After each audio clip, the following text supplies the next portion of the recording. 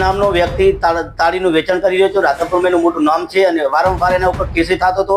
ન્યૂઝપેપરમાં એનું ઉપર ખુલ્લે નામે આવતું હતું અને પોલીસ પૂરેપૂરી કાર્યવાહી કરતા નતા। 2 વખત એની હાજરી કરેલો છે પોલીસ સ્ટેશનમાં। અમુક જગ્યાએ એના ગુના દાખલ થયેલા છે।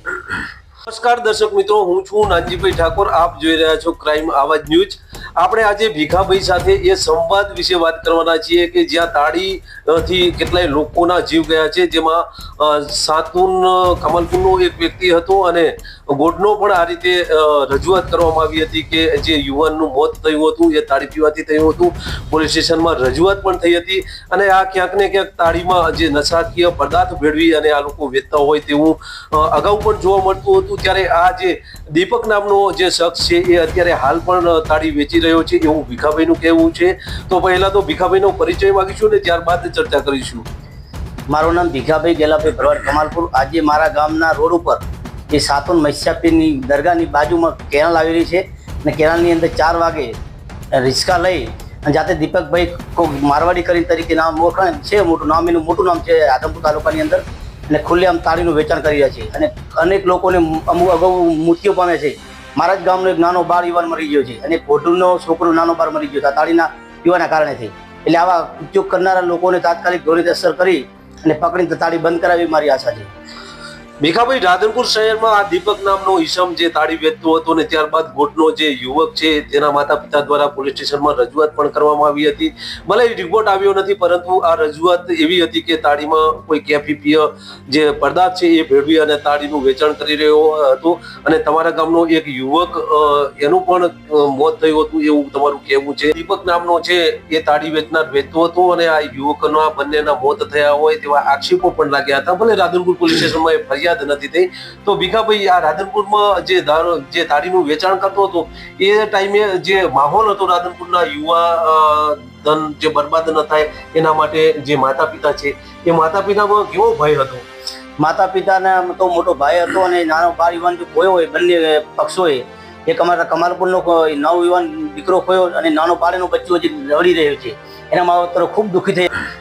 આ તાળી એવા પ્રકારનું જે પીણું છે કે એ ઘરે ખબર પડતી નથી અને યુવાધન છે એ યુવાધન જ્યારે પી અને ઘરે જાય છે ત્યારે નશામાં એ હોઈ જતું હોય છે। એમાં કે દુર્ગંધ આવતી નથી એટલે ઘરના પરિવારને ખબર પડતી નથી અને જેને લઈને વારંવાર આ દારૂના રવાડે પણ ચડતો હોય છે। ત્યારે જે તે સમયે આ જ્યાં રાધનપુરમાં તાળીનું વેચાણ ચાલુ હતું ને એ સમયે 2 જે યુવકો રાધનપુરમાં ખોયા છે તેને લઈને રાધનપુરમાં પણ ફરિયાદ પોલીસ સ્ટેશનમાં ગઈ હતી, પરંતુ એડીની દાખલ કરી ત્યારબાદ એ જે તપાસ છે એ હાલ પેન્ડિંગ છે કે એ ખબર નથી। પરંતુ એ સમયે જે ગ્રામ્ય વિસ્તારના જે માતા પિતા છે આવા જે યુવકોના, એમાં ભીખાભાઈ કેવો ભય હતો?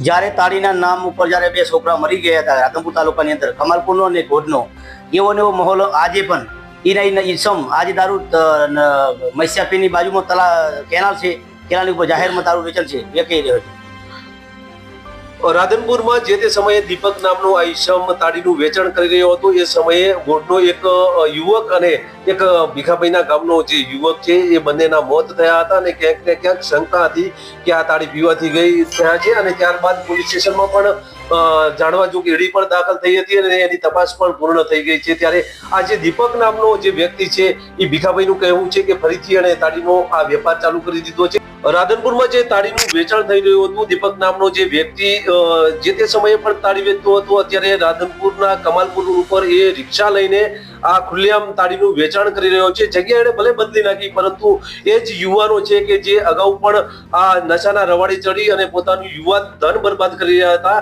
કેટલાય માવતર છે એ માવતર ચિંતામાં એ સમય રહેતા હતા, અત્યારે પણ એવો જ અહીંનો માહોલ જોવા મળી રહ્યો છે।